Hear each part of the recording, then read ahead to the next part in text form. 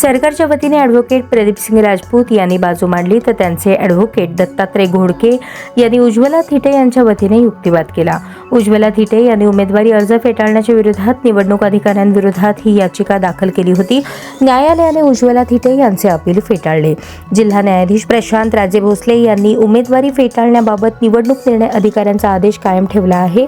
उमेदवारी अर्जातील सही खोडण्यात आल्याचा आरोप याचिकाकर्त्यांनी केला होता, पण जर सही खोडली असेल असा तुमचा आरोप असेल तर उमेदवाराने पोलिसात तक्रार दाखल करायला पाहिजे, असा युक्तिवाद सरकारी वकिलांकडून